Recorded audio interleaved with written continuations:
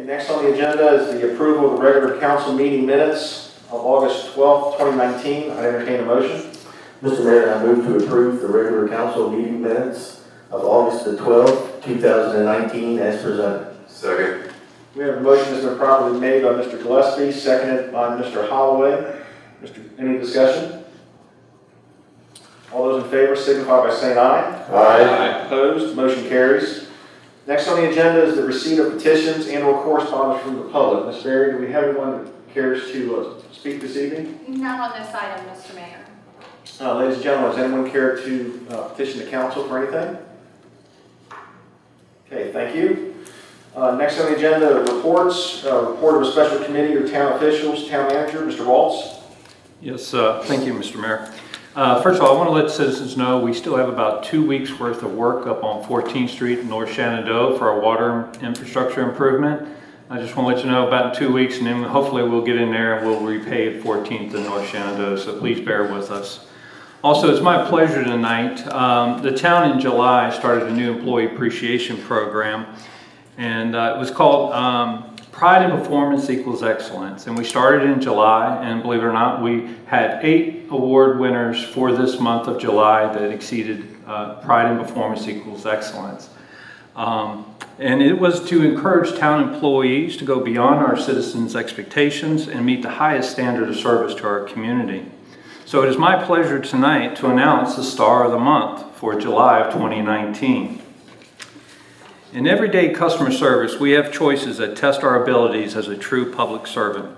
This employee demonstrated just that by noticing a huge error in the amount written on a check from a bank bill pay service to pay a customer's utility bill. Numerous attempts were made to contact the customer by phone at no avail. After several days of attempt, a note was placed on the customer's account and a check was mailed back to the customer with a letter explaining the reason. After a few days, the town received a letter from the customer explaining he had been out of town and voiced his extreme appreciation to this employee for repeatedly trying to call his home to alert him of the error and sending the check back, and since cashing the check would have created a large overdrawn amount on his account. Along with a letter of a check was enclosed with the correct amount of the utility bill with continued appreciation of her efforts. So it is my pleasure tonight to award the first Star of the Month to Sharon Pendleton.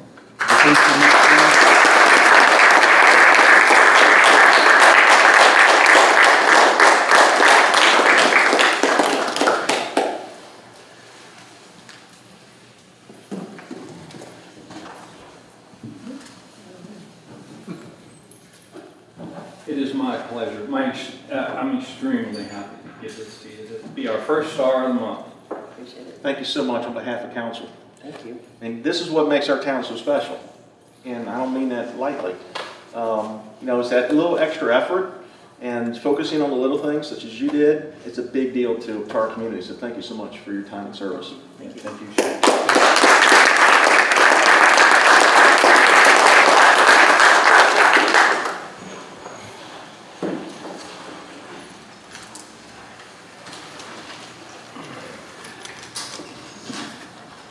I love kicking off meetings that way. Yep. Anything else, Mr. Waltz? No, that concludes my report, Mayor. Okay, thank you. Requests and inquiries of council members. Any council members have anything they'd like to say? I just want to thank Sharon for being a STAR employee, and I always hear great things about you. We're talking about their electric accounts and things like that. They're like, that Sharon girl helped me. I think her name was Sharon. So I appreciate that, truly. And when people contact me and have an extra problem, I'm like, did you ask for Sharon? Thank you so much. Anyone else? Okay, next on the agenda is the report of the interim mayor. I just have a few items I wanted to cover. Just to remind council and the public that we have, I believe, the first joint meeting with the EDA, the town, and the county in many years, at least that I can recall. We have it tomorrow night at 6 p.m. at the Warren County Community Center on Villa Avenue, the old St. Louis Library. I'm personally very anxious to have this meeting. It's a follow-up to our joint meeting with the county a couple weeks ago. So we're looking forward to hearing a full report from the EDA, and of course council, be prepared if you have any questions.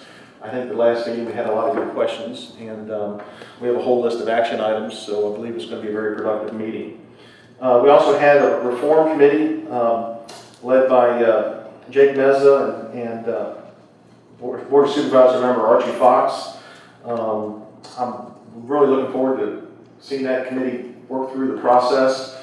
Eventually, in the next couple months, the plan is to appoint a citizens committee, which will not only review the policies and procedures of the town and the county, but also review the report. So it's going to, that's our opportunity to get the citizens really involved in the process as it relates to the EDA matter. So thank you, Jake, for spearheading that on behalf of council. Several of us toured the old town hall last week. We went inside and saw a look. There hasn't been a whole lot of work done on the inside. It was in a fair condition. I use that term loosely. Is that fair, Mr. Holloway? But again, I want to thank staff who came out and are compiling a report. We look forward to having continued communications with the landowner and hopefully get that into a real asset and a real gem on Royal Avenue. That's all I have as far as my report. Next on the agenda are proposals for addition and deletion of items on the agenda. Is there anything to be added or deleted? Thank you.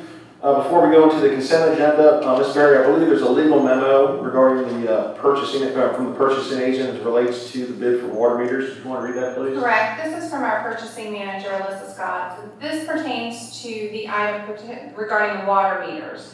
The town's purchase of 300 5/8 inch Neptune T10 Pro Coder water meters in the amount of $73,500 qualifies as a sole source procurement in accordance with the Virginia Public Procurement Act, as Core and Main is the only source practically available.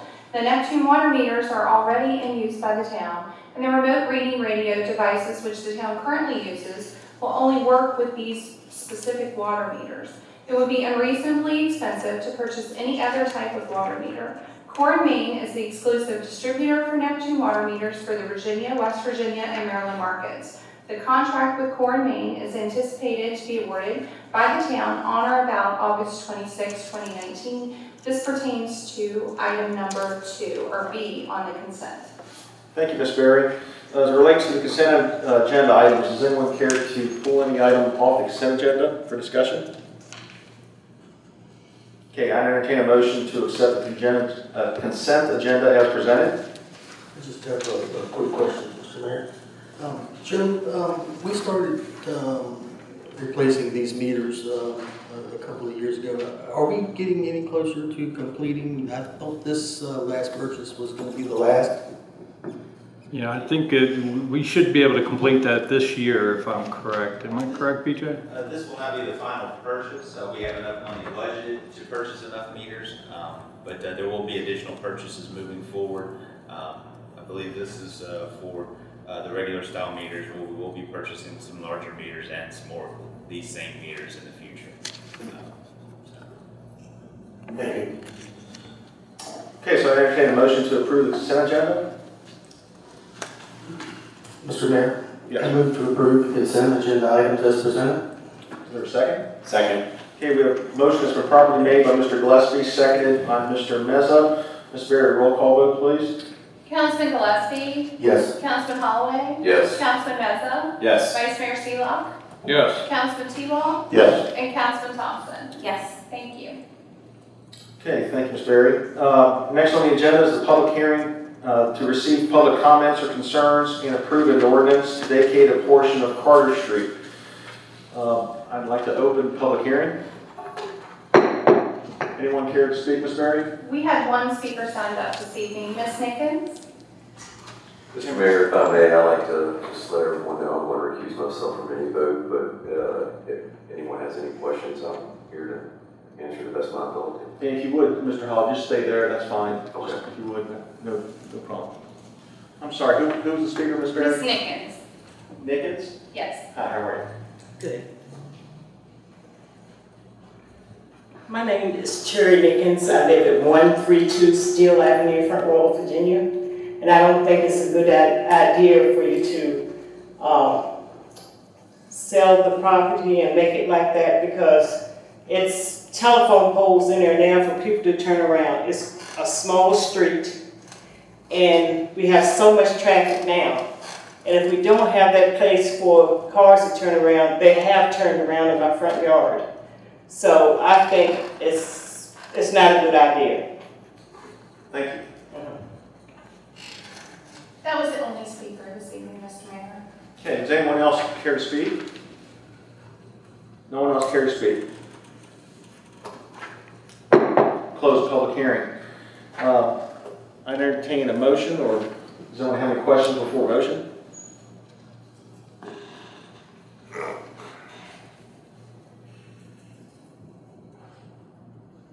Do you want to have a motion?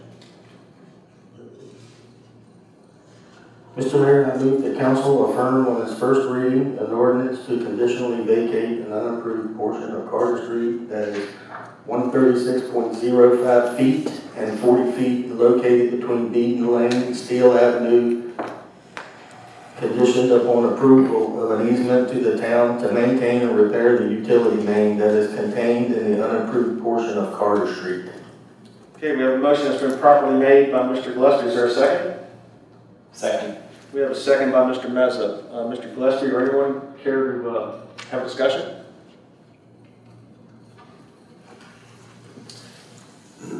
Yes. Okay, Yes, please, Mr. no, Mayor. please.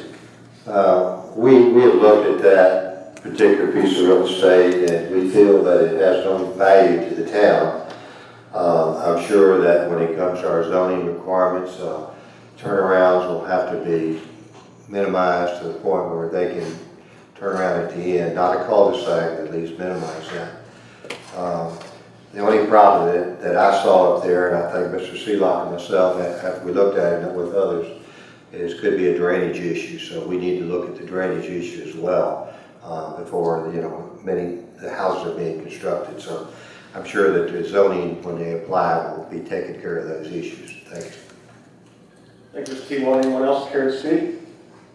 I'm just going to add one comment. It's apparent Mr. Holloway is a member of council, but Mr. Holloway is also a citizen of the town of Front Royal, and it's been my policy, and it's been the policy of council to treat everyone equally. He has a right to try to acquire a right-of-way and get it vacated for a fair price. So what's happening with Mr. Holloway is not unusual to what we've done numerous times. I know several right-of-way vacancies that are coming up in the near future.